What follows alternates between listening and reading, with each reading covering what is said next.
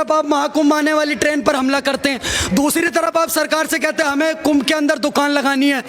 जब राम मंदिर बन रहा था तो यही 2 कौड़ी की जिहादी मानसिकता रखने वाले लोग कह रहे थे क्या मंदिर रोजगार देगा, क्या मंदिर से लोगों का घर चलेंगे, क्या मंदिर से नौकरी मिलेंगी। अरे भाई साहब, जब मंदिर रोजगार नहीं देगा तो महाकुंभ के अंदर प्रयागराज में एक समोसे की दुकान के लिए जान क्यों दे रहे हो तुम भाई? ये जो 45 करोड़ लोग आस्था की डुबकी लगाने जा रहे हैं ना, अगर यही 45 करोड़ लोग छेनी हथौड़ा हाथ में लेकर के काशी और मथुरा की तरफ मुड़ गए तो एक ही दिन में ऐसा ही सर्वे हो जाएगा। तो ये ओछी हरकतें मत करो, ये ओछी हरकतें मत करो, हिंदुओं को जगाने का काम मत करो। किसी दिन सबका हिसाब हो जाएगा, जिस दिन हमारा दिमाग खराब हो जाएगा। सर अगर मेरा बस चले ना तो ये जो शब्द है ना मुसल, मैं तो यही बैन करवा दूं। ऐसे देख पा रहे हैं एक तरफ कुंभ में मुसलमानों की नो एंट्री है और उसके बाद इस तरह की घटनाएं सामने आ जा रही है। क्या कुछ इस तरह की घटनाएं सर? देखो सर, इसीलिए कुंभ में इन जिहादियों की एंट्री बैन कर दी गई थी। पता था ये जहाँ जहाँ जाएंगे वहाँ वहाँ पत्थरबाजी करेंगे, लड़कियाँ छेड़ेंगे, किसी की इज्जत लूटेंगे, किसी की जेब ढीली करेंगे, किसी का जेब काटेंगे। इनका यही बिजनेस है, इनका यही काम है, बचपन से इनको यही सिखाया गया है। और वही चीज़ हमें कहीं ना कहीं देखने नज़र आ रही है। हमारे बड़े बूढ़ों को पता था कि भैया अगर इनको अंदर लाएंगे तो हमारे महाकुंभ की ये लोग ऐसी तैसी कर देंगे, इसीलिए इनकी एंट्री बैन कर दी गई थी। और उस एंट्री बैन से लोग इतने बौखला गए, ये जो बाबर की कुछ औलादे बैठी है ना यहाँ पे, बाबर को तो मिटा दिया 1992 में। अब जो बाबर की कुछ औलादे बैठी हैं वो नहीं चाहती कि हमारा भारत शांत रहे, हमारा भारत समृद्ध रहे, हमारा भारत सुरक्षित रहे, और वही सुरक्षा में सेंध लगाने का काम ये लोग कर रहे हैं। लेकिन इनको नहीं पता कि इनका बाप योगी आदित्यनाथ बैठा है। योगी आदित्यनाथ ने स्पेशली यूपी पुलिस के रूप में यमराज छोड़े हुए हैं। अगर कुछ भी उंगली करोगे तो सीधा फिर 72 सुअरों के पास जाओगे।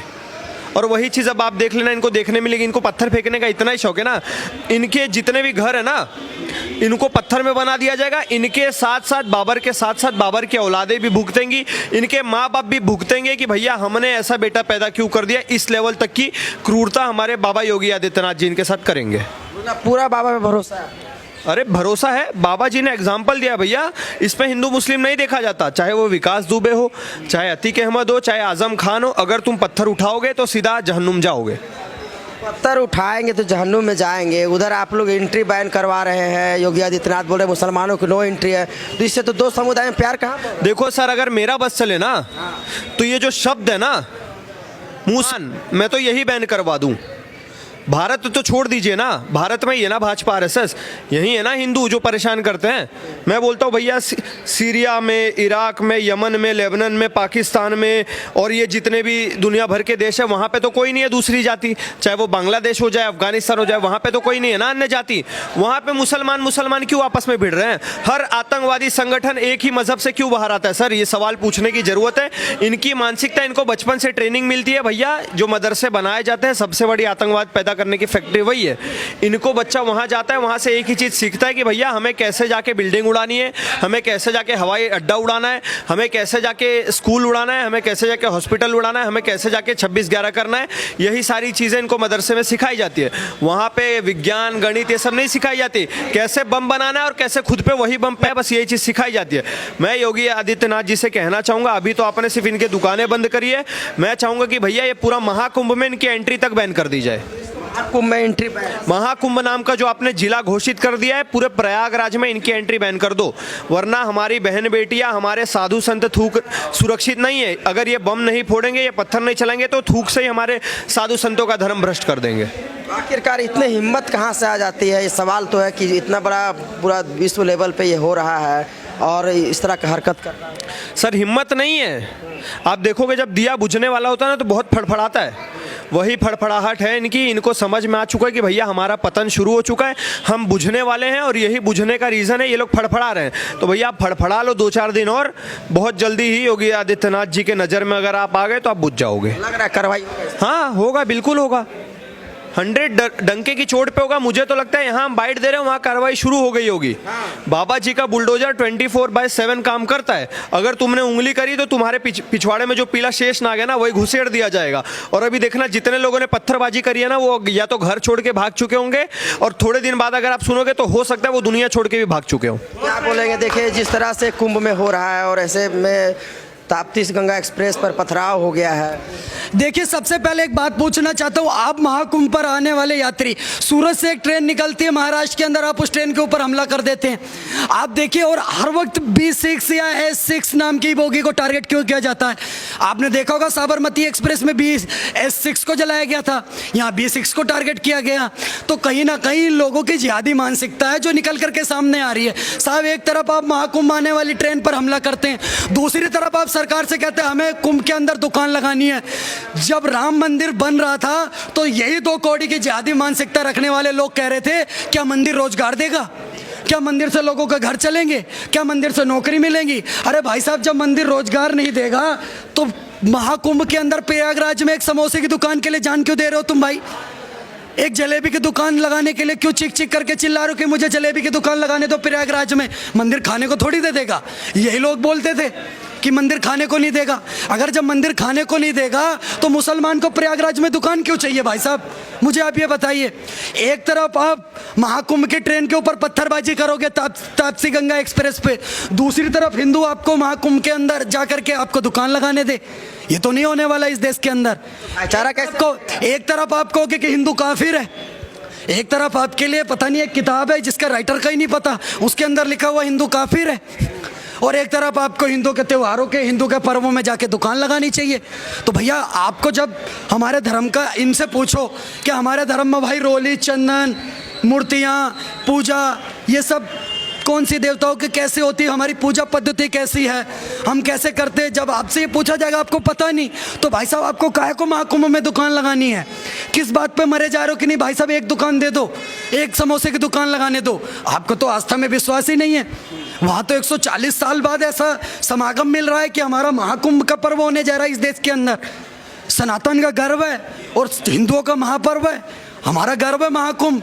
45 करोड़ से ज़्यादा लोग इस महाकुंभ में गंगा स्नान के लिए डुबकी लगाने के लिए जा रहे हैं। इस बात को समझना चाहिए, जो लोग 45 करोड़ लोग प्रयागराज पहुंच रहे हैं, तो ऐसे 2 कौड़ी के सुअर और विकृत मानसिकता, जिहादी मानसिकता रखने वाले लोगों को चुनौती के साथ कहना चाहता हूं, ये जो 45 करोड़ लोग आस्था की डुबकी लगाने जा रहे हैं ना, अगर यही 45 करोड़ लोग छेनी हथौड़ा हाथ में लेकर के काशी और मथुरा की तरफ मुड़ गए तो एक ही दिन में ऐसा ही सर्वे हो जाएगा। तो ये ओछी हरकतें मत करो, ये ओछी हरकतें मत करो, हिंदुओं को जगाने का काम मत करो। किसी दिन सबका हिसाब हो जाएगा, जिस दिन हमारा दिमाग खराब हो जाएगा। कह रहे मिल कर रहेंगे, दुकान खोलेंगे, हम भी खिलाएंगे। आप देखें ना, मक्का मदीना में लगवाइए हिंदुओं की दुकान। मतलब कि ये सवाल होता है कि मंदिर रोजगार नहीं देगा, ये सवाल क्यों नहीं होता कि भाई साहब चर्च से रोजगार नहीं मिलेगा, मस्जिद से रोजगार नहीं मिलेगा? इनसे भी तो पूछो। हर सवाल मंदिर के, अगर मंदिर रोजगार नहीं देगा तो प्रयागराज में क्यों मरे जा रहे हो समोसे की दुकान लगाने के लिए? खिलाना चाह रहा है वो। अरे थूका मूता आप खाइए, हमें नहीं खाना। और भाई साहब बिल्कुल सही कहा बाबा बागेश्वर ने, हमारे अंगने में तुम्हारा क्या काम है? आप अगर मक्का मदीना में हमारा प्रवेश वर्जित हो तो हमारे महाकुंभ में आपका क्या काम है? बिल्कुल सही बात है ये।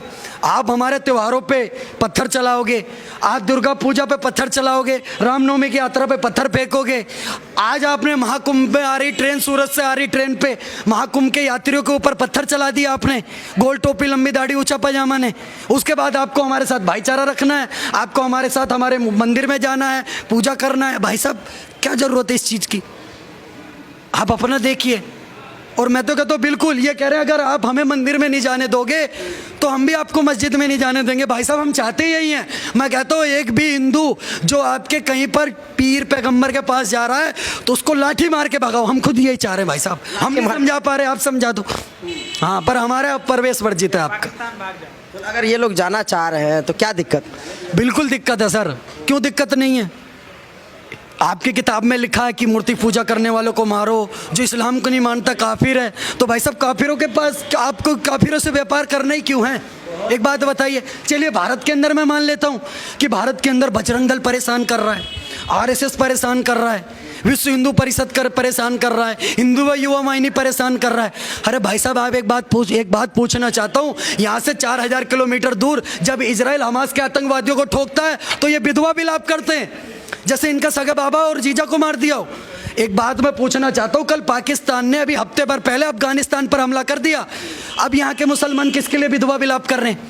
अब बताइए, अपने बेटे के लिए करेंगे, बाप के लिए करेंगे, किसके लिए करेंगे?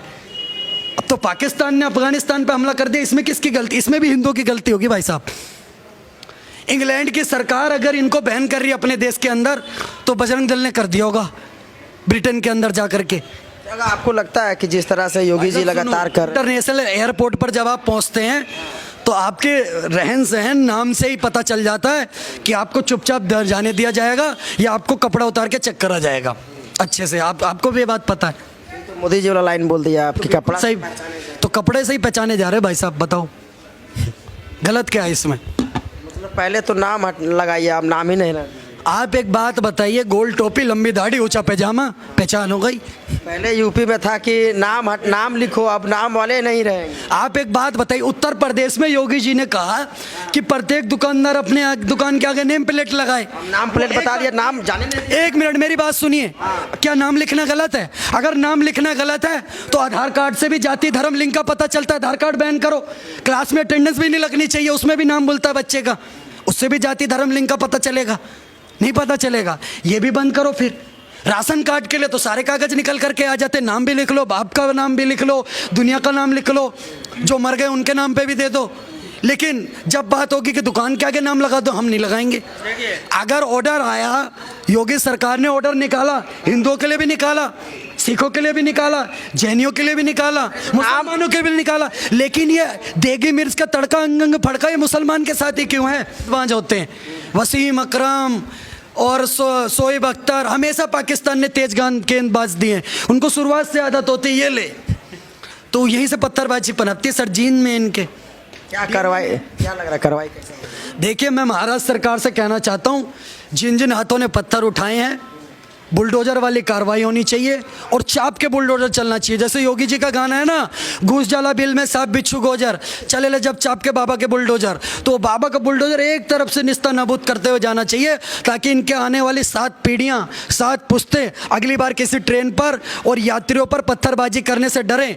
और मैं इनके सारे जो ये मदनी और जो देख रहे हैं उनसे भी कहना चाहता हूँ, इन 2 कौड़ी के जिहादी मानसिकता रखने वाले लोगों को समझा लीजिए। नहीं, जितने 45 करोड़ लोग महाकुंभ में आस्था की डुबकी मारने जा रहे हैं, और वहीं से अगर नागा साधुओं को एक आदेश हो गया कि चलो मथुरा, तो सारा सर्वे वर्वे हो जाएगा एक दिन के अंदर, ज़्यादा टाइम नहीं लगेगा। फैसला ऑन द संभल में क्या था सर? संभल में ऐसा ही सर्वे किसके ऑर्डर पर हो रहा था? कोर्ट के ऑर्डर पर हो रहा था। इनको पता नहीं किस बात की मिर्ची है, कोर्ट को नहीं मानते। एक तरफ कहेंगे जय भीम जय भीम, एक तरफ भाई साहब जब कोर्ट ऑर्डर देगा ऐसा ही सर्वे होता है तो सर्वे नहीं होने देंगे। संभल में भगवान नारायण का हरिहर मंदिर है, ये बात उसी दिन साबित हो गया था जिस दिन सर्वे के दौरान इन लोगों ने हमला कर दिया। क्योंकि आपके मन में चोर था, चोर नहीं होते, तो मैं तो कहता हूँ ये पिटीशन लगाएं। मैं तो कहता हूँ हमारे जितने भी बड़े मंदिर हैं उनके ऊपर ऐसा ही सर्वे करवा लो। आपका है तो ले लो। हिंदू कभी नहीं कहता कि भाई साहब नहीं जाओ, हमारे यहाँ मत घुसो, ये मत करो, वो मत करो। हम तो कह रहे हैं भाई साहब, आपने देखा होगा महाकुंभ में कह रहे हैं कि भाई साहब कि महाकुंभ जहाँ पर हो रहा है, ये ज़मीन, महाकुंभ जिस ज़मीन पर हो रहा है प्रयागराज में, ये ज़मीन वक्फ बोर्ड की ज़मीन है। अरे नालायकों, थोड़ा शर्म करो। जब तुम्हारा इस्लाम का बीज नहीं फूटा था ना, उससे पहले से महाकुंभ हो रहा था उस देश के अंदर, भारत के अंदर।